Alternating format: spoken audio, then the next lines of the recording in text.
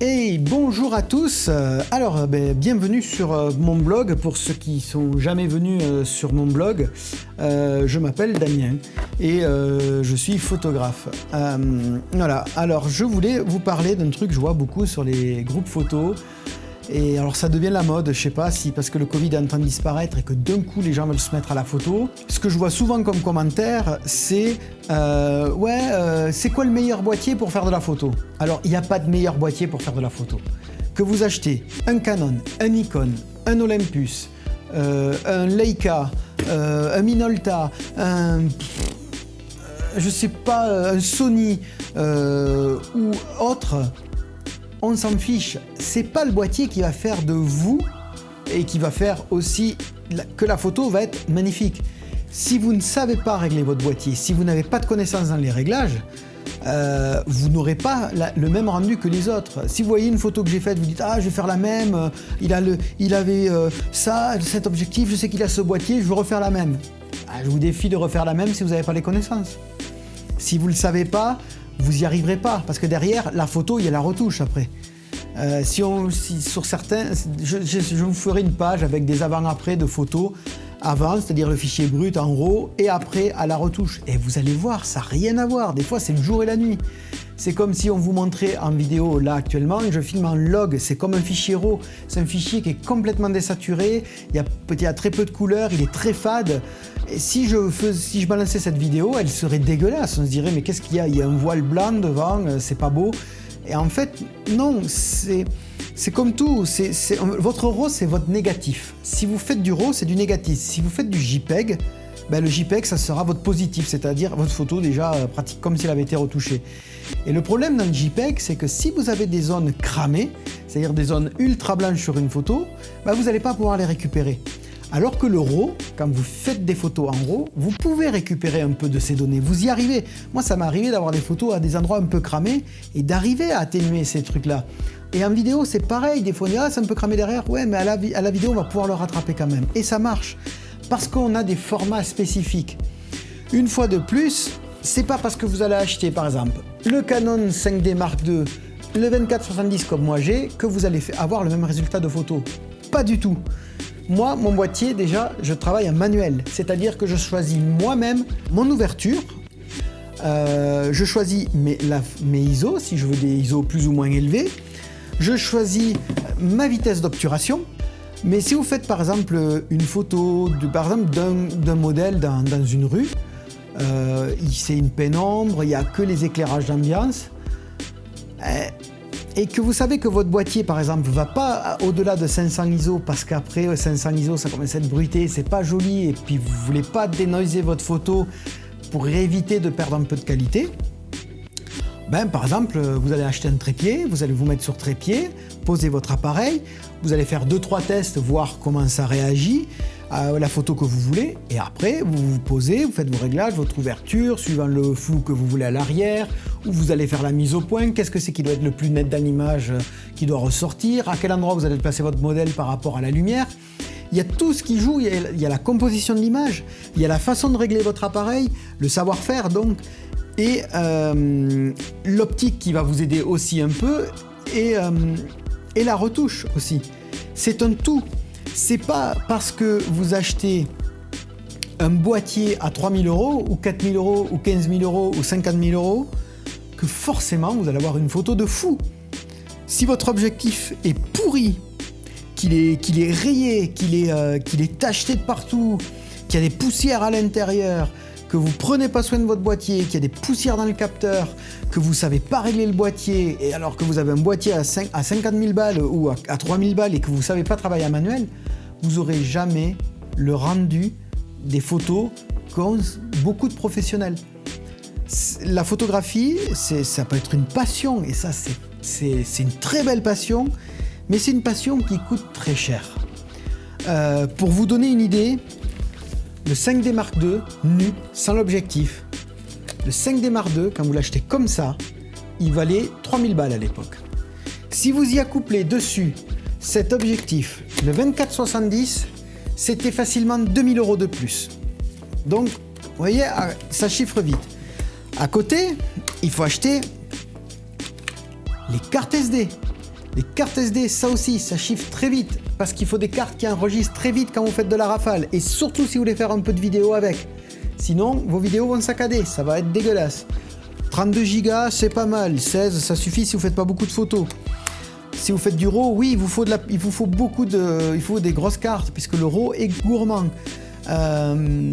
Pareil, après, vous allez aller en montagne. Ah, il me faut une longue focale. Alors, on va passer au 70-200, à son intermédiaire, qui peut être pas mal aussi, qui est très polyvalent. Ça, c'est vite fait, 3000 balles de plus. Vous voyez, ça va très vite. Les tarifs en photo peuvent monter très vite. Et oui, acheter des focales de qualité, c'est important pour la photo. Si vous n'achetez pas des focales de qualité, vous vous retrouverez à des moments heurtés à certains problèmes. Moi, le seul truc que je fais en plus, là par exemple, vous voyez, il est un peu noir. Parce qu'il y a un filtre ND, parce que je filme un peu avec et je fais de la photo aussi. Et du coup, je neutralise mes couleurs, parce que je préfère avoir des couleurs plus neutres que trop vives. Et c'est moi qui les touche, comme ça. Sur celui-là, j'ai un filtre UV. Alors, je vais vous l'enlever. C'est un filtre UV, vous voyez, c'est rien d'extraordinaire, hein, c'est comme une lunette, sauf que ça permet aux rayons de soleil de pénétrer un peu moins fort, on va dire, dans la lentille et d'éviter d'avoir cet halo un peu lumineux, mais vous arrivez à l'avoir quand même, ça l'atténue un peu. Bon, moi je l'ai mis surtout pour plus protéger ma lentille à l'avant, que si ça tombe, ça soit plutôt la protection UV qui casse que la lentille, parce que sinon c'est poubelle, vous changez. Vous pouvez voir aussi un 50 mm. Moi je l'ai acheté, le boîtier je l'ai acheté avec les 3 objectifs, le 70-200, le 24-70 et le 50 mm f1.4, qui est un très bon objectif. D'ailleurs, si vous voulez vous rendre compte que c'est f1.4, je vais vous montrer la différence entre f2.8 et f1.4. f1.4, vous voyez la grosseur de la lentille là, f2.8, vous voyez, on n'est pas du tout sur la même grosseur. Mais pas du tout. Alors, je ne peux pas vous l'approcher parce que ça va flouter, vous voyez. Ça n'a rien à voir. C'est monstrueux. Mais vous allez me dire, ah là là, c'est du chinois, je ne sais pas ce que ça veut dire, f1.4, à quoi ça correspond. f1.4, f2.8, c'est votre profondeur de champ, c'est votre ouverture, je vais y arriver, c'est votre ouverture maximale que va avoir votre objectif. Ce qui va vous permettre d'avoir des super flous à l'arrière. C'est magnifique d'avoir du bokeh, un joli bokeh. C'est pareil. Là, par exemple, je filme avec un objectif cinéma. L'objectif cinéma qui est sur la caméra n'est pas la même chose que l'objectif photo. Vous pouvez en acheter pour faire des photos des objectifs cinéma, sauf que les objectifs cinéma sont totalement automatiques. De la mise au point à la focale et aussi au zoom, pour ceux qui ont du zoom, c'est tout manuel, c'est-à-dire c'est en commun, vous n'êtes pas en train de faire juste hop, tac, hop, mise au point, clac, je fais ma photo. Non, ça va être ok, alors je zoome, hop, je fais ma mise au point, ah, mon ouverture, il faut que je ferme un peu, ouais, là c'est pas mal, clac, vous voyez, perte de temps, mais pour faire de la vidéo, pour faire de la publicité, il faut quand même des objectifs cinéma, malgré que moi je me sers aussi du 24-70, qui est super bon pour la caméra aussi, pour du grand angle, mais en manuel je m'en sers aussi, donc voilà. Mais les objectifs cinéma ont des jolis bokeh. Si vous pouvez un jour en tester testez, franchement. Samyang fait une petite série d'objectifs cinéma. Là j'utilise 35 mm pour filmer, et franchement le 35 mm pour filmer et pour faire de la photo, avoir des jolis flous, il est super. C'est à comparer. Je ferai un test entre le 35 mm focale fixe et me mettre avec le 35 mm sur le 24 pour voir avec les mêmes profondeurs de champ, pour voir quel est le plus joli flou. Mais de tout ce que j'ai pu voir jusqu'à présent, c'est vrai que c'est les objectifs cinéma qui ont des jolis flous. C'est vous qui, en fonction de comment vous allez régler votre boîtier, que vous allez vous servir de vos objectifs, vous allez cadrer, vous allez vous servir de la lumière, vous allez vous servir des ISO, de la focale, de tout votre boîtier en mode manuel qui allait en faire de votre boîtier une machine de fou. Parce qu'il peut avoir toutes les options du monde que vous voulez, si vous ne savez pas vous en servir, si vous ne savez pas les programmer, vous n'y arriverez pas. Alors n'hésitez pas à demander quand vous voulez vous lancer dans la photo, c'est votre premier boîtier, qu'est-ce que vous voulez acheter, vous savez pas. N'hésitez pas à demander à des photographes, à des gens qui ont des connaissances en photographie, des gens qui sont sur des blogs photos, de leur demander avec quoi ils ont débuté, quel boîtier vous conseille pour débuter, avec quel objectif. Canon, Nikon, Olympus, Sony font des très bons petits packs d'entrée qui sont très très bien. Alors moi, je déconseillerais le mirrorless. Moi j'en ai un puisque j'ai le Sony A7S III. Et honnêtement, les mirrorless comme les Sony sont souvent faits pour la vidéo que pour la photo. Plus vidéo que photo. Alors oui, on peut faire de la photo, mais ils sont meilleurs en vidéo. Et en photo, ils pêchent un peu. Au niveau dynamique, des fois, c'est pas ça. Et au niveau qualité d'image, non. Mais alors, c'est pas du tout ça des fois. Donc, moi, je l'avais acheté pour la vidéo, mais je garde mon vieux Canon qui me sert pour tous mes reportages, les photos en entreprise. Je prends les deux, je prends toujours le Sony, le Canon, une photo avec un, une photo avec l'autre. Quand vous aurez les moyens de le faire, vous pouvez le faire.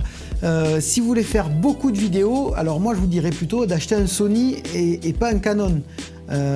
Ou alors une caméra Canon. Donc voilà, n'hésitez pas à poser des questions, demander qu'est-ce qu'il vous faut comme matériel. Des fois, ça va vous demander beaucoup de temps et d'argent à investir au fur et à mesure. N'investissez pas trop d'un coup, ne vous foutez pas dans la merde d'un coup financièrement. N'allez pas faire des crédits à la con revolving qui vont vous coûter la peau du cul, qui vont foutre un couteau sur la gorge. Parce qu'avec les temps qui courent, si vous vous retrouvez au chômage avec un crédit de 4 ou 5 000 balles, vous allez galérer pour le rembourser et les huissiers vont vous tomber sur la gueule tôt ou tard et ça va être galère. Donc, achetez de l'occasion. Si vous ne pouvez pas acheter du neuf, achetez un boîtier. Je vous rappelle, moi je l'ai acheté d'occasion, 1800 balles avec, hop, je vous les mets en 1000 et 1000. J'ai acheté ces 3 objectifs avec le boîtier, 1800 € il y a 3 ans. Donc c'est possible de faire des affaires, c'est possible de faire des affaires, de trouver de l'occasion. Vous pouvez trouver de l'occasion et trouver des super trucs. Demandez si vous achetez d'occasion combien de déclenchements a eu l'appareil. Si la personne ne sait pas, je vous affiche juste ici le petit site où vous devez aller et je vous mettrai dans le commentaire, dans la description, le petit site où aller pour vérifier vos déclenchements. Certains boîtiers ne le marquent pas, d'autres le marquent. Donc voilà, faites le test. Vous allez chez le client, chez le gars, chercher l'appareil. Vous demandez est-ce que la batterie soit chargée. Batterie chargée, vous vous mettez en manuel, vous faites des photos. Vous êtes là, vous testez, hop. Ok, ça marche. Voyons, je vais monter l'ISO. Allez, 4000 ISO, soyons fous. Hop, ok. Ouah, 4000 ISO. Putain, 4000 ISO, c'est impressionnant. Il a fait une photo parfaite. 4000 ISO. Ah, je vois que ça bruite un peu. Bon, 4000 ISO, j'exagère là sur le boîtier. Voilà. Ah, mince, c'est 6400 ISO. Il y a 6400 ISO. Hop, on regarde. Et 6400 ISO. Waouh, c'est pratiquement pourri. Voilà, vous faites des tests, vous essayez tout, vous regardez que toutes les molettes fonctionnent, vous faites tous les tests, vous pouvez changer la focale, vous regardez. Bon, ça, si c'est abîmé, c'est pas très grave, c'est le miroir. Vous levez, vous regardez que derrière, au fond, il y a un volet, que le volet là, qui est noir, ne soit pas cassé. S'il est cassé, ça veut dire que l'appareil, il est mort. Vous allumez l'appareil, vous n'hésitez pas à faire des photos. Vous nettoyez les objectifs avec des petites lingettes, des machins, hop, fait exprès. Et vous faites des photos, vous essayez tous des trucs, descendez au maximum. Allez hop, tiens, 5 secondes. Voilà, j'ai fait une photo à 5 secondes et elle est pratiquement pas floue. Si, elle est un peu floue. Mais voilà, vous faites des tests. Alors voilà, vous avez toutes les astuces, enfin une bonne partie.